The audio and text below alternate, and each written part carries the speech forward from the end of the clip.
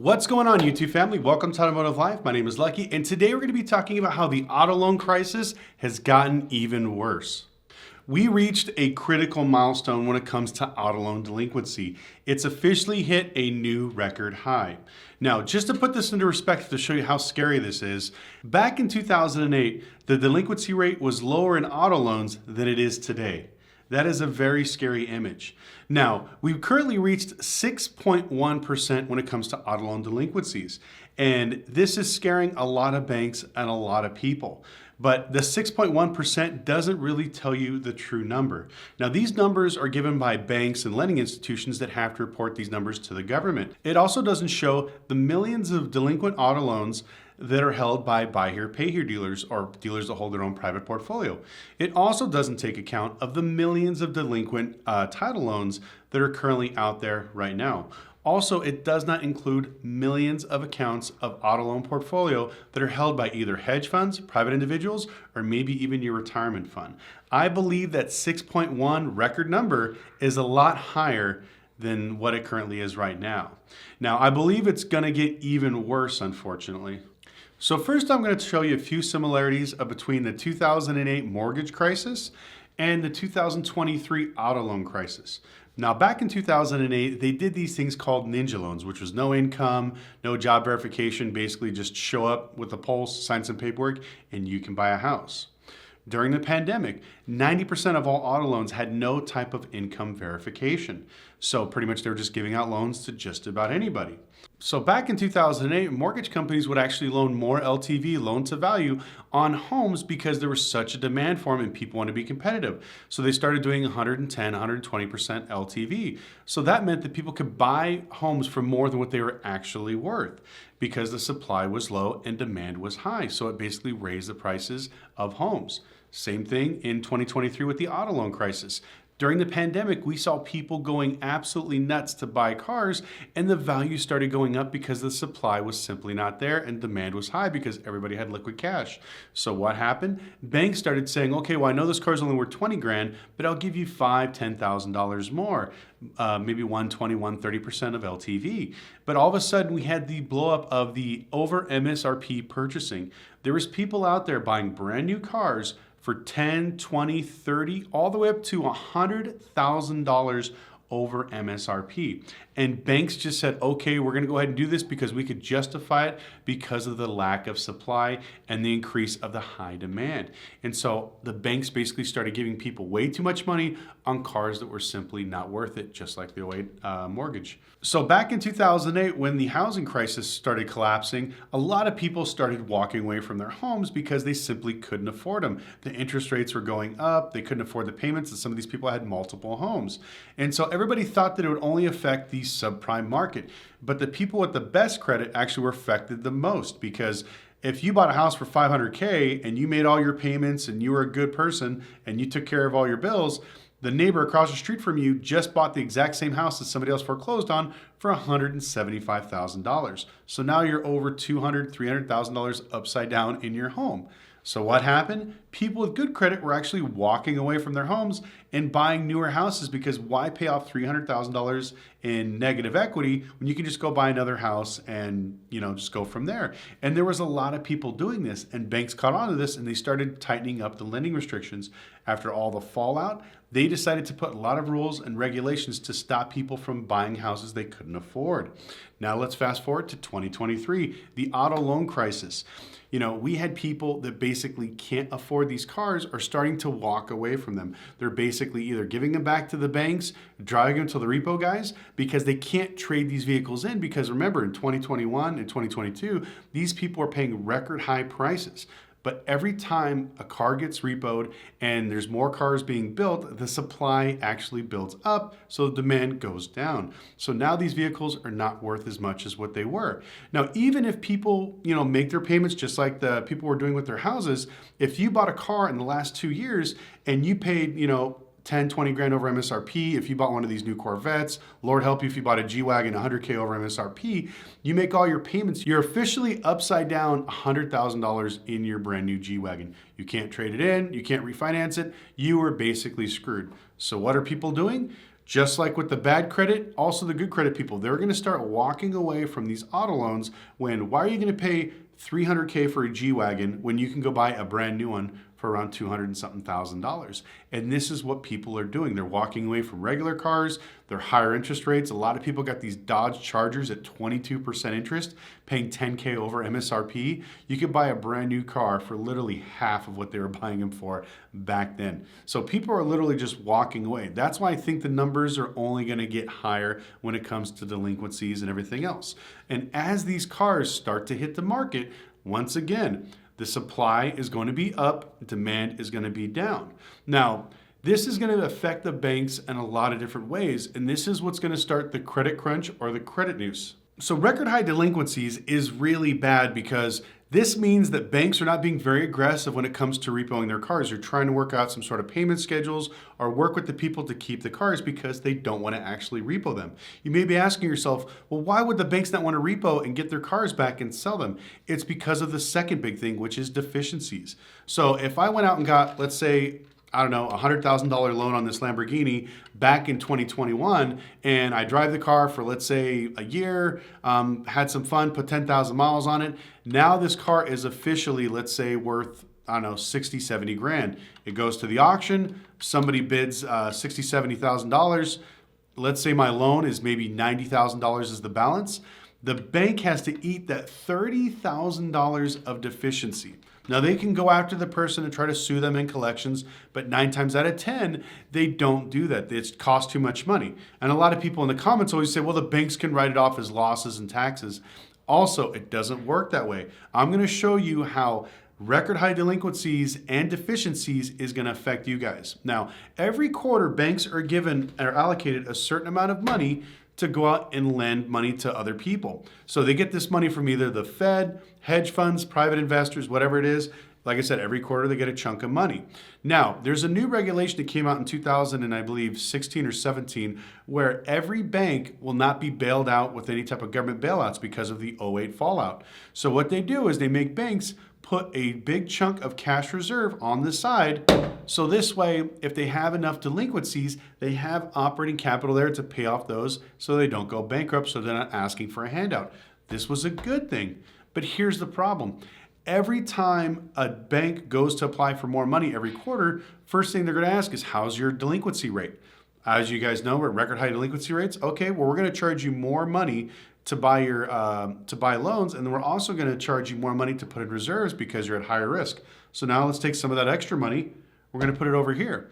Well, also, we're having record high repo rates. People are basically walking away from their cars in record numbers. So that's another thing. If their portfolio is not working out that great, that's more money they have to put on the reserves because they have to outrun their bad debt. Where traditionally, banks would just keep issuing new loans to outrun their bad debt. So let's put some more money over here. So now they're looking at the overall portfolio performance. You know, do you have cars that are worth good values? Do you have good LTV, which is loan to value? Of course they don't, because at this time, banks were paying way over MSRP and the cars are not worth what they used to be 2-3 years ago. So now we have to put even more money on the sidelines for our deficiencies and our bad loans. So now we have even more money in our reserves for this. Now you can see the stack is kind of getting offset. They have more money in reserves. That means that they have less money to actually lend out to new people to get new auto loans. Now, how does this affect you? Well, if you have this much money to lend, you're going to be extremely strict and tight with your money because you can't risk to give out bad auto loans. And this is where the credit crunch or the credit news comes in. They're going to ask you for bigger down payments.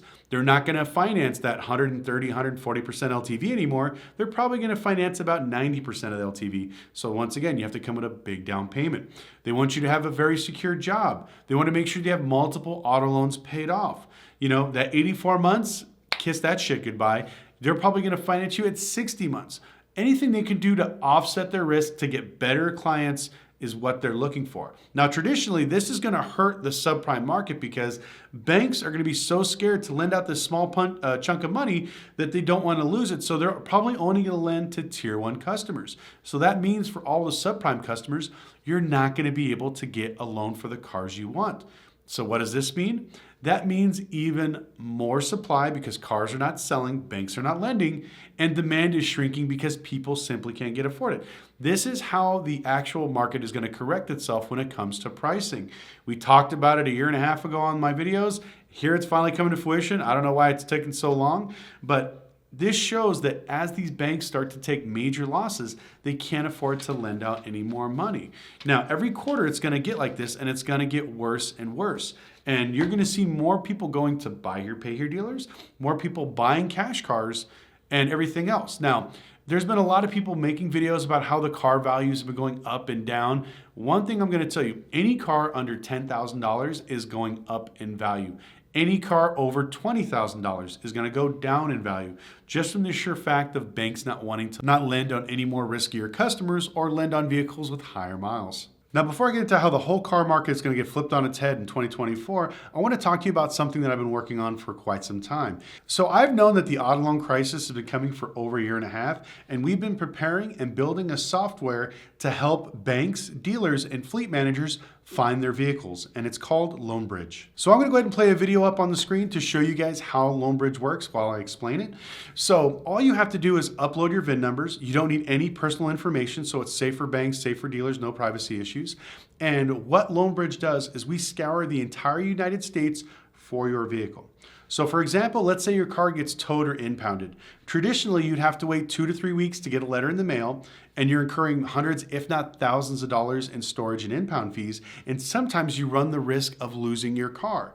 This is something that banks, dealerships, and fleet managers can't really afford. But with LoanBridge, usually within about 30 minutes of the car being impounded, you will get a notification from us letting you know where your car is, where it was picked up, and who to call to get your impound. So you're going to save hundreds, if not thousands of dollars on every single car, especially when it comes to dealers. Dealers, if you sell a car and you release it with a temp tag, most times that data is not in the DMV yet. So if they tow it and impound it, you're not going to know unless you process the paperwork and let the DMV know that you are the actual lien holder. But with LoanBridge, you get notified the second it gets impounded. It's a very good tool for dealers to keep track of their newly sold inventory, also the cars that are currently on there. Now, LoanBridge uses thousands of data points to help you locate your vehicle. Another great example is abandoned vehicles. So if your car is left on the side of the road, because you have to remember, people are walking away from their cars at record numbers because they simply can't afford the payments. So if this car is left and abandoned and it's ticketed by the police, you will get a notification usually within 30 minutes. Another great feature is you can use our software to get an auto check on every single vehicle. So if you want to see if the car has been serviced, maintenanced, or any type of other issues, you can check on the system once you upload your VIN numbers. Another great feature is accident reporting. Now, traditionally, banks and dealers will use Carfax, and sometimes that data takes weeks, if not months, to get in there to notify you if your car has been in an accident. But with LoanBridge, you get instant notification. Now, LoanBridge has thousands of data points to help you locate your cars across the United States. And the fact that you don't have to babysit it, it's constantly scanning, looking for your vehicles. Think of LoanBridge as like a big brain in a box, scouring the internet. And anytime it finds any type of data, it automatically shoots you an email so you don't have to sit here and babysit your software. I know there's a lot of banks and a lot of dealers out there that are copy and pasting VINs in different systems, trying to find out if it's been an accident or if there's any type of issues or if there's any type of lien releases or notifications.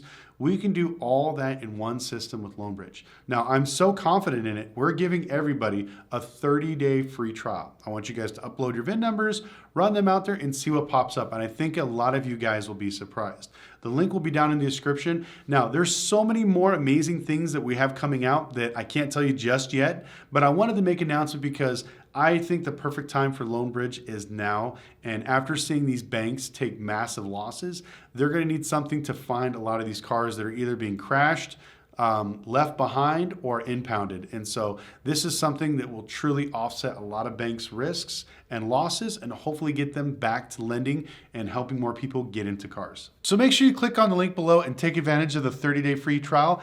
I'm so confident you guys will love this. I'd love to hear your feedback on it as well. So 2024 is going to be an ugly year, whether you're buying or selling a car. Now, I know a lot of you guys are looking to refinance your high interest loans, but unfortunately, 2024 is not going to be your year.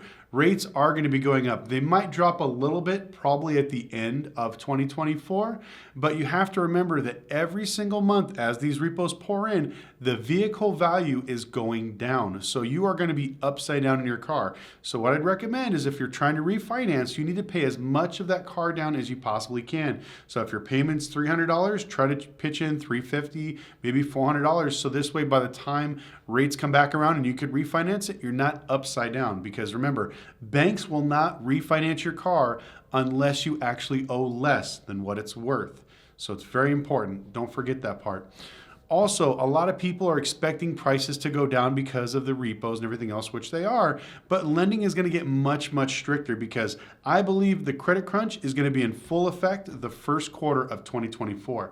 So traditionally, if you're trying to buy something maybe with higher miles, the banks are going to be very stringent. They don't want to loan on something that they're worried about either breaking, falling apart, or even taken to the auction and losing money. So they want to make sure they get newer cars with lower miles, more popular cars. Also, when it comes to term, they're going to be cutting down term dramatically. Those 84 months are gone. You know, unless you're an 800 credit score and you got an amazing credit union, a lot of banks are going to cut that out completely. Don't be surprised that when you start going out getting new loans, you're going to get hit with really high interest rates and you're going to get hit with like maybe a 60-month term. And then if the car is older, be prepared to see those 36-month and 48-month terms on newer cars too, which is very, very scary. Another thing we've seen a lot during the pandemic is people couldn't get cheap cars, so they started buying a lot of rebuilt cars. Anything that's rebuilt, salvaged, however you want to call it, none of those cars are going to qualify for financing. Right now, there's quite a few banks that do rebuilt title financing. I think they're going to take massive hits when it comes to those, so they're going to start cutting that out. So if you're looking at doing any type of financing of a rebuilt or a salvage car, don't even waste your time. Another thing that they're going to crack down on is your down payments. So many people got so accustomed to buying a $45,000 car with $1,500 down.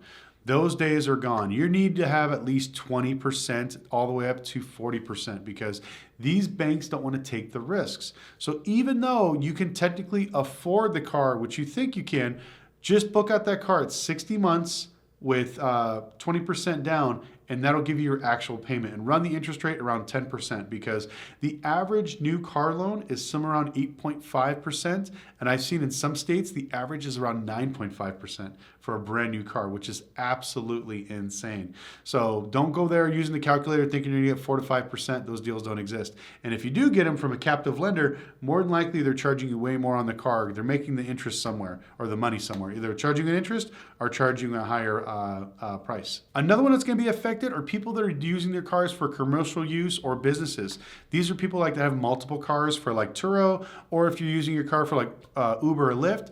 A lot of these loans are going to stop. They're no longer going to give you any loans, and sometimes, depending on your bank or leasing company, they may repossess the car if they know you're using it for commercial use.